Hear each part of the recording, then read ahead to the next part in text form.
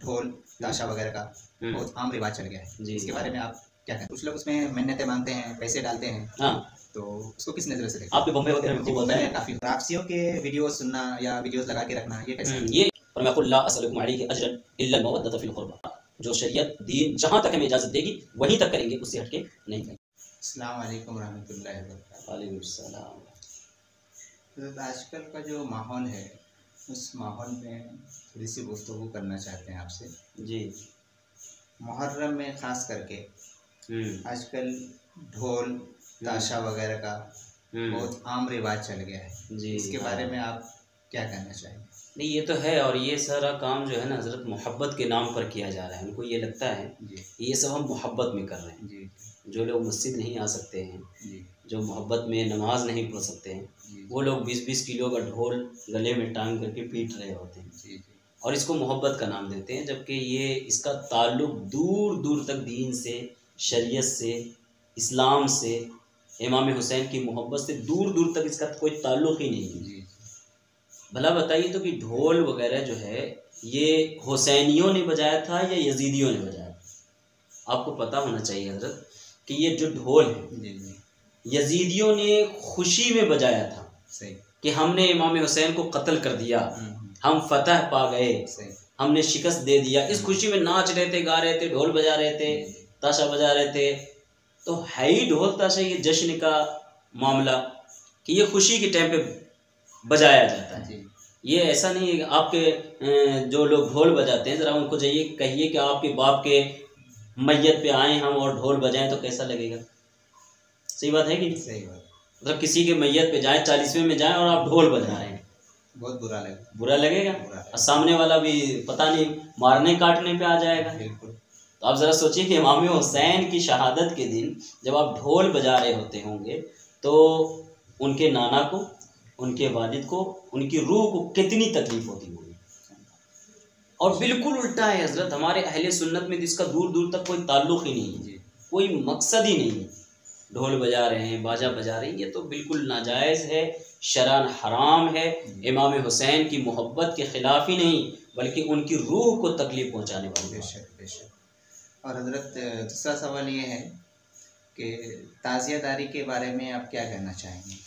ताज़िया जो है ना हज़रत, उसके दो तरह की बातें आती हैं। हज़रत आला हज़रत इमाम अहमद रज़ा ख़ान फ़ाज़िल बरेलवी और अहले सुन्नत का जो मौक़िफ़ है कि वो इमाम हुसैन के रोज़े की सही शक्ल बना के, ऐसे नहीं कि कागज़ से, प्लास्टिक से ये वो जोड़ करके कुछ बना दिए और उसको ताज़िया का नाम दे दें, वो नहीं, वो तो बिल्कुल नाजायज़ और हराम।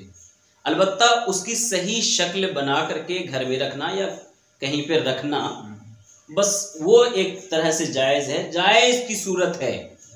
अच्छा, कोई चीज़ जायज़ होने का मतलब नहीं कि उसको करना खूब ज़्यादा सवाब हो जाएगा, कोई तसव्वुर नहीं इसका। एक चीज़ है कि जायज़ है, मुस्ताहब है, कीजिए तो अच्छी बात है, लेकिन ये नहीं कि अगर वो करेंगे तो खूब सवाब मिलेगा और इमाम हुसैन की रूह खुश हो जाएगी, ऐसा बिल्कुल भी नहीं है। यही हाल ताज़िया के साथ। आज के वक्त में जो ताज़िया बनाया जाता है, जो शक्ल शवाद बनाई जाती है, वो राफ़ज़ियों से आया हुआ है, शियाओं से आया हुआ है। वो अहले सुन्नत ने अपना लिया है बहुत मकामात पर, वो नाजायज़ और हराम है। उस तरह की ताज़ियादारी करना, ताज़िया बनाना, उसमें चंदा देना, उसको रखना, उसको घुमाना, उसके जुलूस में शामिल होना, ये सब नाजायज़ है, खुराफात है, इस्लाम से इसका कोई ताल्लुक़ है ही नहीं दूर दूर। हाँ, वो जो मैंने एक सही शक्ल बताई कि सही शक्ल सूरत बना के रखना जायज़ है, इतनी सी बस ताज़ियादारी की यही हकीकत है। अच्छा, कुछ लोग उसमें मन्नतें मांगते हैं, पैसे डालते हैं। हाँ, तो उसको किस नज़र से देखते? आपके बम्बई वगैरह में खूब होता है, काफ़ी होता है।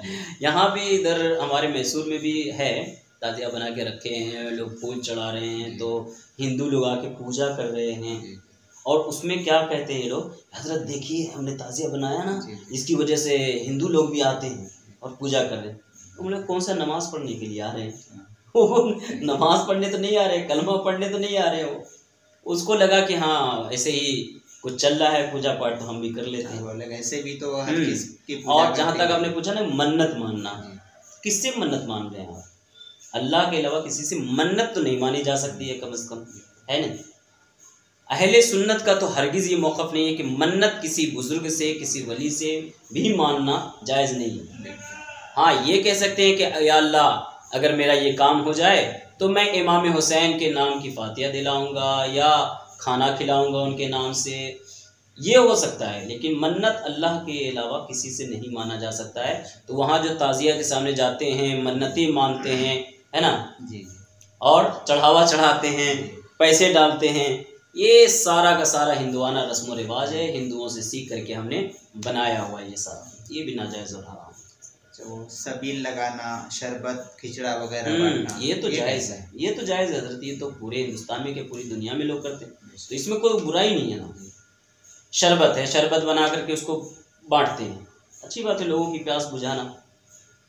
सबील है, शरबत है, खिचड़ा है, लोगों की भूख और प्यास मिटाना, उस करबला वाले को याद करना, ये अच्छी बात है, इसमें कोई बुराई नहीं, बल्कि ये तो मैं कहता हूँ करना चाहिए कि भाई आप प्यास बुझाइए, करबला वालों की याद में प्यास बुझाइए और खाना खिलाइए, लोगों की भूख मिटाइए, ये तो करना चाहिए। और मैं नाजरीन से भी कहता हूँ कि हो सके तो 10 मुहर्रम है, आप इमाम हुसैन के नाम की सबील लगाइए, शरबत बांटिए, खिचड़ा पकाइए, ये सब चीज़ें जायज़ है ये। और कुरान पे पढ़िए, तिलावत कीजिए, तस्बीहात पढ़िए, दरूद पाक पढ़िए, उसका सवाब पहुँचाइए इमाम हुसैन को, ये तरीक़ा है हमारे अहले सुन्नत का। अच्छा, मुहर्रम में जो आशूरा का दिन होता है उसमें कुछ ख़ास चीज़ें पढ़ी जाती? हाँ, उसमें कुछ दुआएं हैं, कुछ नवाफिल हैं, मैंने अपने चैनल पे डाला है जी।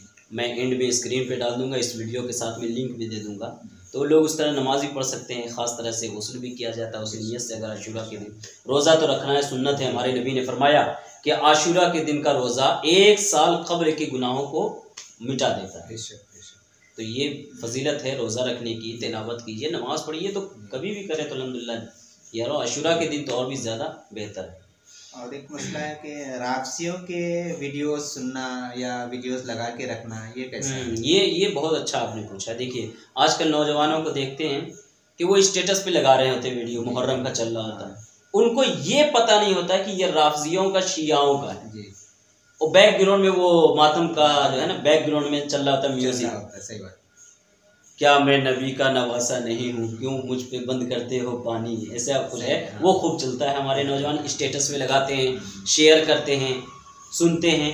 तो राफजियाओं और शियाओं का जिसमें मातम का बैकग्राउंड में आवाज़ होती है, ऐसे वीडियोस को नहीं लगाना चाहिए, न सुनना चाहिए। हमारे सुन्नी उलमाए किराम ने, नात खानों ने, शायरों ने अच्छे अच्छे मनक़बतें पढ़ी हैं, आप उनको सुन सकते हैं, बहुत सारे हैं, आप यूट्यूब पे देखेंगे तो बहुत सारा। अब फ़र्क करना आना चाहिए। हमारे अहले सुन्नत के नौजवानों में यही एक कमियां रह गई है कि उनको फ़र्क करने नहीं आ रहा है कि कौन सा सुन्नियों का है और कौन सा राफजियों का है, कौन सुनना है कौन नहीं सुनना है। बस अच्छा लग रहा है, मज़ा आ रहा है, ढोल बज रहा है, पीछे में बैकग्राउंड म्यूज़िक है, उसको लगाते हैं, सुनते हैं, मज़ा करते हैं। ये सारी चीज़ें हज़रत मुहर्रम के नाम पर हो रही हैं और लोग कर रहे हैं, जिसका कोई ताल्लुक़ दीन से, इस्लाम से नहीं, दूर दूर तक नहीं है। और भी इसके अलावा बहुत सारे खुराफात हैं हज़रत, जिसको आप शायद बहुत सारा आप जानते होंगे, बहुत सारा मैं जानता हूँगा। यूपी में, बिहार में अलग तरीक़ा से, साउथ इंडिया में अलग तरीके से, फिर राजस्थान के इलाके में अलग तरीके से। मैंने वहाँ देखा था 7 मुहर्रम को लड़कियाँ प्लेट में कुछ शीरनी रख करके, कुछ चरागा रख करके, बत्ती, और उसको चलनी से ढक करके, आटा चलने का जो चलनी होता है उसको ढक करके, और नंगे सर नहा करके, भीगे बाल के साथ, वो सर पे दुपट्टा नहीं है, और ऐसे लेकर के जा रही है। बिल्कुल वो कहाँ, इमाम बाड़ा या ताजिया के पास में। सब जिहालत, बिल्कुल जिहालत है हज़रत, इसका कोई ताल्लुक़ नहीं। अच्छा, बहुत सारे लोग ये भी कहते हैं कि इस महीने के अंदर सुहागन औरतों को चूड़ी नहीं पहनना चाहिए, मेहंदी नहीं लगाना चाहिए, श्रृंगार नहीं करना चाहिए। भाई इसकी कोई हकीकत नहीं है, ये सारी चीज़ें कहीं भी लिखी हुई नहीं है, कहीं भी मना नहीं है, अहले सुन्नत में कम से कम नहीं है। ये राफजी शिया लोग करते हैं और उनका देखा देखी अब अहले सुन्नत में भी ये चीज़ें रिवाज पाने लगी, जबकि इसका कोई ताल्लुक़ नहीं। क्यों नहीं श्रृंगार कर सकती हैं औरतें जिनका शादी हो चुकी है या नहीं भी हुई है, तो कर सकती हैं, मेहंदी लगा सकती हैं, चूड़ियाँ पहन सकती हैं। गम का और मोहब्बत हुसैन के इजहार का जो तरीक़ा राफजियों ने निकाला है, वो अहले सुन्नत के यहाँ काबिल कबूल नहीं है। अहले सुन्नत को उसको कोई ताल्लुक़ नहीं है। हमारे कौन सा ऐसा मुसलमान होगा ज़रा, आप बताइए ज़रा, कौन सा ऐसा मोमिन होगा जो अपने नबी का कलमा पढ़ता है और अपने नबी के नवासे की शहादत का गम नहीं मनाता है? ऐसा कौन मुसलमान हो सकता है बताइए? दिल में गम है। इमाम हुसैन रसूलुल्लाह के नवासे हैं, जन्नती जवानों के सरदार हैं, भूखा प्यासा उनको शहीद किया गया, वो भी उन्हीं लोगों ने जो लोग कलमा पढ़ने वाले थे, अजान देने वाले थे, नमाज पढ़ने वाले थे। तो गम किसको नहीं होगा? कौन सा दर्दमंद सीना होगा जिसके सीने में दिल है और वो दिल इमाम हुसैन के गम से मामूर ना हो? मैं तो कहता हूँ कि अगर नहीं है ना तो वो दिल मुर्दा हो चुका है, वो दिल मुर्दा हो चुका है। और इमाम हुसैन की मोहब्बत लाजमी है, वाजिब है।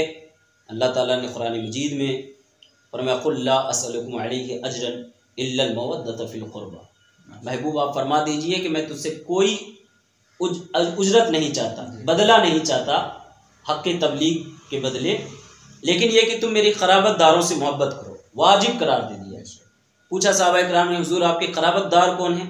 रसूलुल्लाह ने फरमाया अली, फातिमा और उनके दोनों बेटे, तो ये क़राबतदार हैं, उनकी मोहब्बत कुरान में वाजिब करार दी गई है। तो कौन सा मुसलमान होगा जो उनकी मोहब्बत का इनकार करेगा? लेकिन गम होना, खुशी होना या मोहब्बत होना, इन तमाम चीज़ों के इजहार का तरीक़ा जो शरीयत दीन जहाँ तक हमें इजाज़त देगी वहीं तक करेंगे, उससे हट के नहीं करेंगे।